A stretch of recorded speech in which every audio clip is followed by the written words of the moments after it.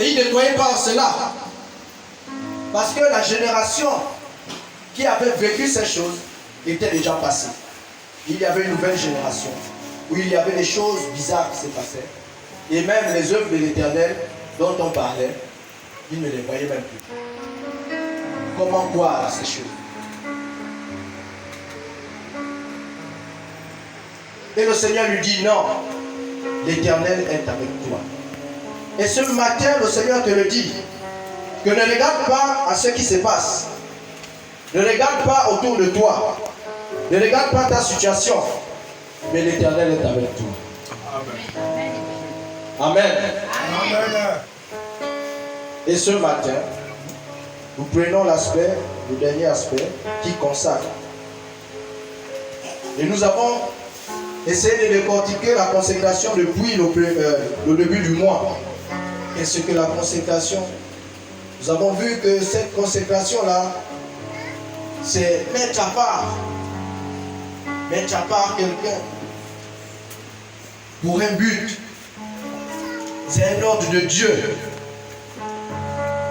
Et on s'est posé la question de pourquoi la consécration. Et ceux qui ont intervenu ont répondu. C'est pour une élévation, pour remplir une tâche, pour un but. Et on a continué. Qui doit être consacré? Amen. Amen. Et les gens ne connaissent pas cela. Et l'ennemi enlève ça du cœur de l'homme. Je vais vous montrer un verset. Psaume 92, verset 13 à 14. Psaume 92, verset 13 à 14. Les justes croissent comme le palmier. Ils s'élèvent comme le cèdre du Liban. Plantés dans la maison de l'Éternel, ils prospèrent dans les parvis de notre Dieu. Amen. Il dit les justes. Les justes croissent comme le palmier. Plantés dans la maison de l'Éternel. Plantés dans la maison de l'Éternel, ils prospèrent. Et l'ennemi sait cela. Voilà pourquoi il empêche beaucoup de personnes de venir à Dieu, d'être dans la présence de Dieu. Parce qu'il sait que c'est là où ils vont croître. C'est là où ils vont prospérer. Voilà pourquoi il nous a donné ce thème, la consécration. Pour montrer que, étant consacré à l'Éternel, c'est là où il y a la prospérité. C'est là où il y a la croissance.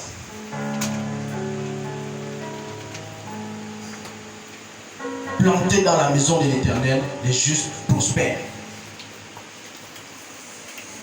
Et la nouvelle génération, certains ne connaissent pas cela. Que c'est dans la présence de l'Éternel qu'on prospère. Amen. Amen. Mais parce que tu es dans la présence de l'Éternel, le Seigneur te dit que tu prospères au nom de Jésus-Christ. Amen.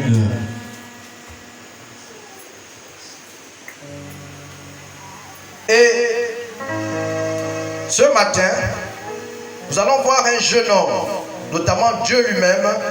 Nous pouvons répondre à cette question de l'aspect 4 qui consacre Dieu lui-même.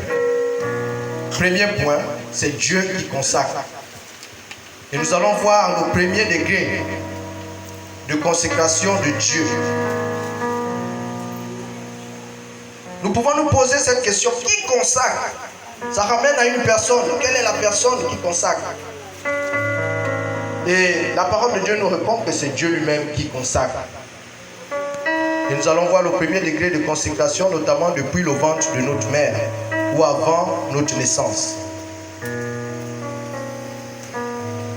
Nous allons prendre Jérémie 4, Jérémie 1, verset 4 à 5.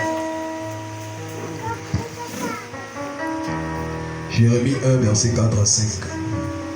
La parole de l'Éternel me fut adressée en ce mot. Avant que je t'eusse formé dans le ventre de ta mère, je te connaissais.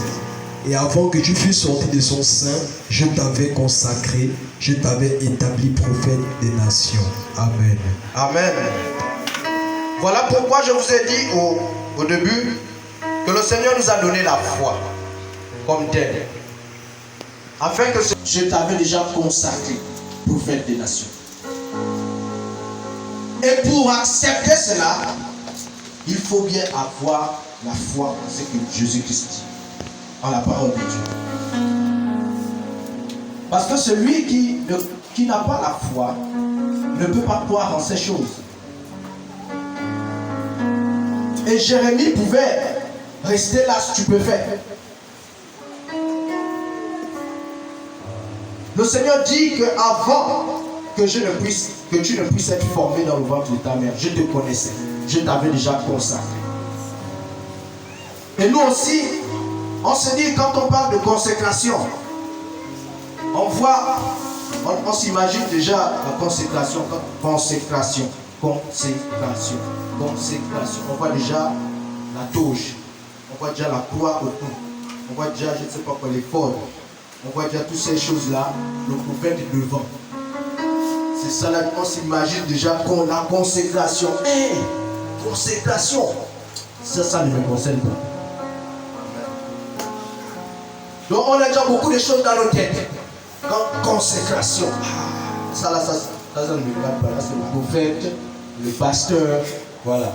Là, consécration, là c'est le prophète, le pasteur. Mais en même temps, la consécration, ce n'est pas comme tu penses. La consécration, il y a des degrés.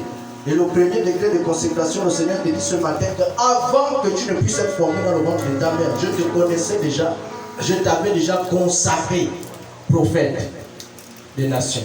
Amen. Amen. Et peut-être tu vas dire, non, je ne suis pas un prophète.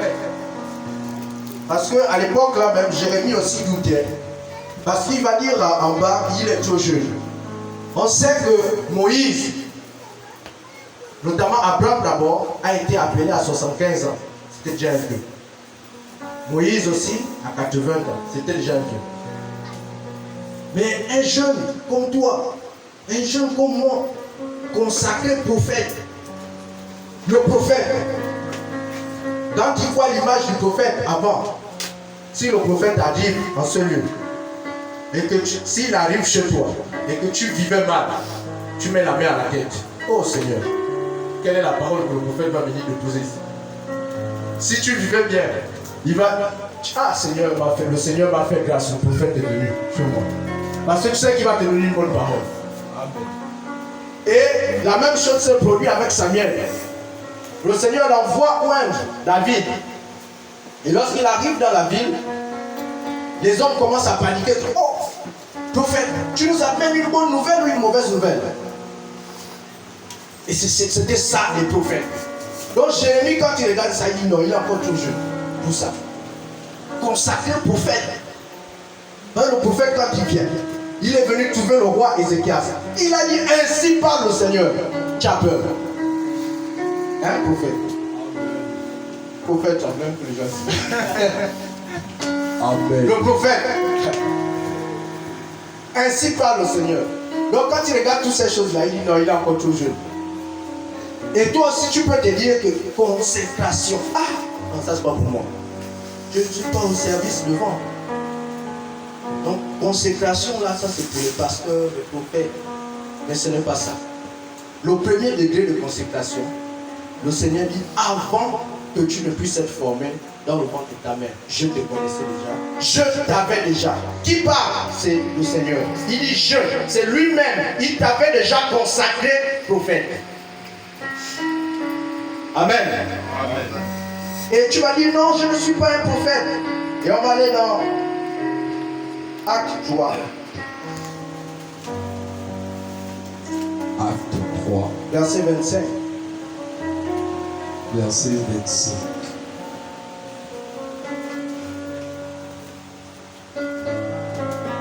Vous êtes les fils des prophètes et de l'alliance que Dieu a traitée avec nos pères, en disant à Abraham, toutes les familles de la terre seront bénies en ta postérité. Amen. Amen. Est-ce que tu commences à comprendre quelque chose? Il dit, vous êtes les fils des prophètes à cause d'Abraham. Donc tu pouvais te dire qu'il a dit à Jérémie, peut-être parce que c'était un prophète, comme la parole a déjà dit. Mais moi je ne suis pas un prophète, c'est sûr que ça ne me concerne pas. Mais il dit, vous êtes les fils des prophètes à cause d'Abraham. Donc toi tu es le fils d'un prophète. Notamment tu es consacré prophète depuis la naissance, depuis avant même ta naissance. À cause d'Abraham. Amen. Amen. Amen.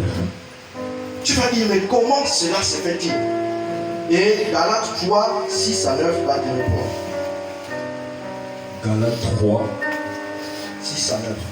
6 à